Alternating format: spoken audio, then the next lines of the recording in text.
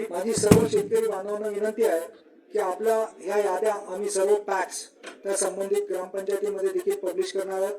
त्या ठिकाणी जाऊन आपल्या पात्र लाभार्थ्यांनी आपण नाव बघावं. आपले सेवा केंद्र जवळजवळ 32,000 आपले सेवा केंद्र आहेत आपले सरकारचे. त्या ठिकाणी जाऊन आपलं ॲग्रीस्टॅक आणि आधार ऑथेंटिकेशन करायचंय. आणि ते आधार ऑथेंटिकेशन करत असताना त्यामध्ये काही डिस्क्रिपन्सी असेल, काही कमी जास्त असेल, व्याजाची रक्कम किंवा हे जे कर्जाची रक्कम जर काही डिस्प्यूट असेल तर तो आपण त्या ठिकाणी डिस्प्यूट रेज करू शकतो. जिल्हाधिकाऱ्यांच्या अध्यक्षतेखाली आपण जिल्हा स्तरावरती कमिटी नेमलेली आहे. त्या स्तरावरती आपले इश्यूज सॉर्ट आउट होतील आणि आधार ऑथेंटिकेशन झाल्याबरोबर त्या सर्व शेतकऱ्यांच्या अकाउंटमध्ये बँकेच्या माध्यमातून लोन अकाउंटला पैसे वर्ग होणार आहेत. 2 लाखावरून जास्त कर्ज घेतलेल्या शेतकऱ्यांनी 2 लाखाच्या वरची रक्कम भरल्यानंतर ते देखील इमिडिएटली आधार ऑथेंटिकेशन करू शकतात.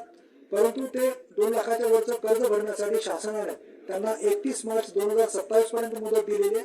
त्यामुळे 31 मार्च 2027 पर्यंत केव्हाही 2 लाखाच्या वरची रक्कम भरू शकतात. ती रक्कम भरल्यानंतर अशा शेतकऱ्यांच्या याद्या आम्ही टप्प्याटप्प्याने जसे जसे शेतकरी पैसे भरतील तशा आम्ही पब्लिश करू. त्यांचं आधार ऑथेंटिकेशन होईल आणि त्यांच्या अकाउंटला देखील 2 लाखापर्यंतची रक्कम शासनाच्या. मित्रांनो, महाराष्ट्रातील लाखो शेतकरी ज्या क्षणाची आतुरतेने वाट पाहत होते तो क्षण अखेर पूर्ण झाला आहे. कालच पुण्यश्लोक अहिल्यादेवी होळकर शेतकरी कर्जमाफीची पहिली यादी जाहीर करण्यात आली आहे. जवळच्या आपले सरकार सेवा केंद्र किंवा CSC केंद्रात जाऊन KYC प्रक्रिया पूर्ण करायची आहे का, या संदर्भात काय माहिती आहे लगेच बघूया, कारण पत्रकार परिषद पार पडली आहे. व मित्रांनो, काल सहकार मंत्री श्री बाबासाहेब पाटील यांची याबाबत घोषणा देखील केली होती. ठरल्याप्रमाणे काल दुपारी 3 वाजता ही पत्रकार परिषद मध्ये कर्जमाफीची संपूर्ण प्रक्रिया सांगण्यात आली आहे. तर शासनाने स्पष्ट केले की पात्र शेतकऱ्यांच्या याद्या एकदम न येता टप्प्याटप्प्याने प्रकाशित केल्या जातील. याच पत्रकार परिषदेत योजनेच्या पहिल्या यादीतून अजून गेल्या अनेक दिवसांपासून या पहिल्या यादीची खूप मोठा गाजावाजा होत होता. त्यामुळे बरेच शेतकरी वाट पाहत होते. मात्र राज्यातून केवळ 533 शेतकरी शासनाने एक पायलट रन किंवा प्रणालीची तांत्रिक चाचणी म्हणून जाहीर केली आहे दिसून येत आहे.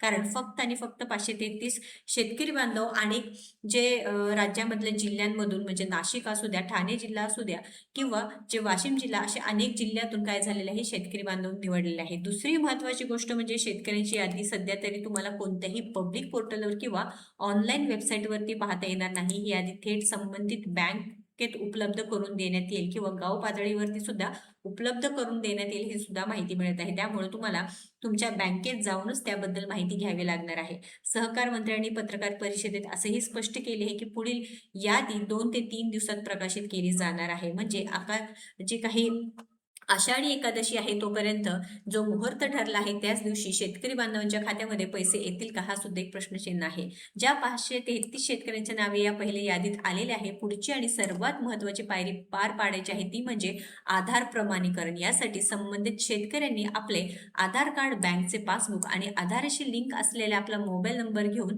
सर्वात महत्वाची ही पायरी पार पाडायची आहे. ती म्हणजे तुमचं पूर्णपणे आधार प्रमाणीकरण. यासाठी संबंधित शेतकऱ्यांनी जे आपला आधार कार्ड आहे, बँकेचं पासबुक आहे, जवळचे आपले सरकार सेवा केंद्र किंवा CSC केंद्र जाऊन KYC ची प्रक्रिया पूर्ण करून घेणे आवश्यक असणार आहे. त्याशिवाय कर्जमाफीची रक्कम खात्यात जमा होणार नाही. त्यामुळे शेतकरी बांधवांनो लक्षात घ्या, ही जी प्रक्रिया आहे ती खूप महत्वाची असणार आहे. त्यामुळे KYC ची प्रक्रिया तुमचं नाव यादीत आल्यानंतर लवकरात लवकर करून घ्यायचं आहे.